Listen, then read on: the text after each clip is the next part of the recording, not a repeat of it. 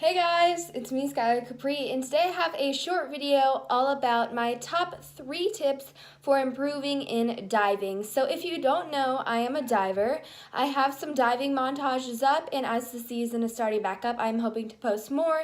My next practice, which will be the first practice of the season, is next week, so I am super excited to share with you a video that I want to vlog that, and my dive team's really fun, and I know they would love to be in a video, so I will definitely be able to do that for you guys. But today I just wanted to come on here and tell you my 3 tips for diving, because a lot of you have been asking me questions about starting, how do I start, and I have those answered in What You Need to Know About Diving, a video that I just did. So I will leave a link to it in the description box down below. You can check that out if you have more questions on like what do you wear to diving, what should you bring, what to kind of expect your first day, and that kind of stuff. You can watch that video, but this video is going to be tricks to help improve your diving. So this is just going to be real short, and we're just going to hop right into it. So the first trick is to get your coach or a parent or a friend to take videos of you diving. It can be really hard to feel if you're doing something wrong. I mean, you obviously will know if you smack the water and crash, but have your friend's video or your coach or parent, as I said, then you can see yourself and how you're kind of doing it. I would definitely recommend having them take 3 or 4 videos of the same dive, just so if something fluky happened with one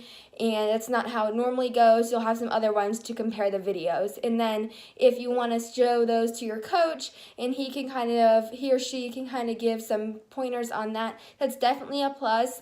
Getting videos at meets is pretty easy. Practice, it might be harder if your parents don't come to practice or all your friends are in the water and you obviously just can't have your phone by the water. But I definitely recommend getting videos, because then you're going to start to see your form, how you're entering the water, if you're making a big splash or a small splash, and it's really going to help you. Also, another great thing about videos is that as you progress throughout the season, you can kind of compare what works best for you.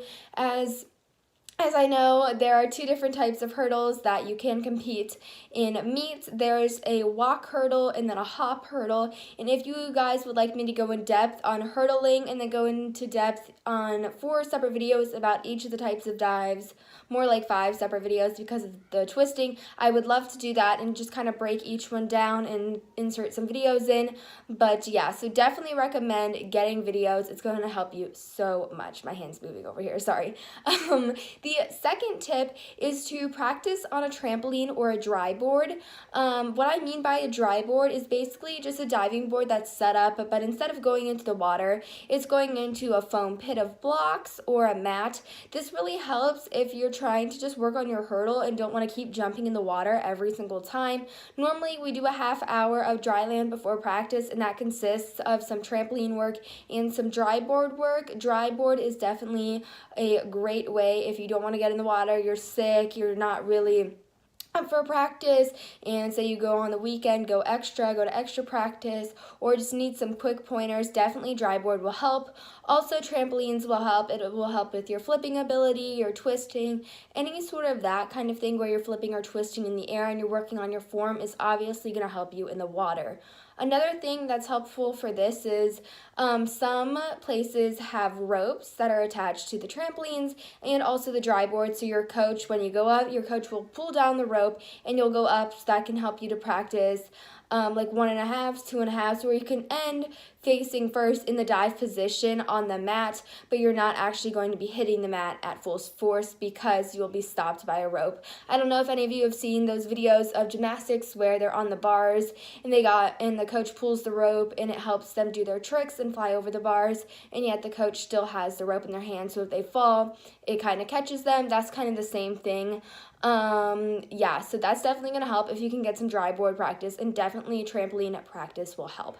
And the third thing to improve your dives is really to see where your strong points are and where your weak parts are. So I know my friend, she's a fantastic diver, and she is able to do a reverse straight, and it is absolutely stunning. If you don't know what a reverse is, I am thinking about doing a video where I break down each of the styles of diving, the types of diving, and insert clips of them so you can see them. But a reverse is a very difficult dive to do straight. It does have a higher point value for the dive if it's executed well, and she does it beautifully. Obviously, reverses are not my strong point, but yeah, so definitely really figure out what position you are best at. If you're best at a tuck, a pike, or a straight form. Now, tucks will most likely have a lower point value than a pike, and a pike will have a lower point value than a straight. And then there's also, when it comes to twisting, there's free. And that's kind of any position, tuck, pike, straight, kind of anything of that. And that happens in twisting dives because your body tends to have different positions when twisting rather than when you're doing just a normal straight dive, and they can obviously see the position. So definitely figure out which one's best for you. I know when I was doing inwards, tucks are the best for me because I can really get into a ball first and then shoot out. And obviously you can work up the skills as the point value is higher from a tuck to a pike. Last year I did front 1.5s in the tuck position, and this year I'm doing them in the pikes because I'm working on my hop hurdle. I'm also thinking about making a video of breaking down all the diving vocabulary and the score sheets because I remember last year, which was my first year diving, I was super confused. I was like, what even are you talking about? I don't even know what an inward is. Like, I have no idea. But now that I've been diving for just over a year, I can definitely do a video for that, and I think that will be really helpful to new divers. So as I said, that is my last trick. My first tip was to get videos from friends and coaches and parents and see what your coaches have to say about the videos. My second tip was to do any dry board or trampoline work to work on your form and your flipping and twisting ability. And my third trick was to decide which form is best for you. And as I said, you can work up as your level of difficulty increases and you start feeling more comfortable with each dive. So I hope you guys I hope you guys enjoyed. Why did I use appreciated? Probably because it's on the English worksheet in front of me, which I was doing for homework.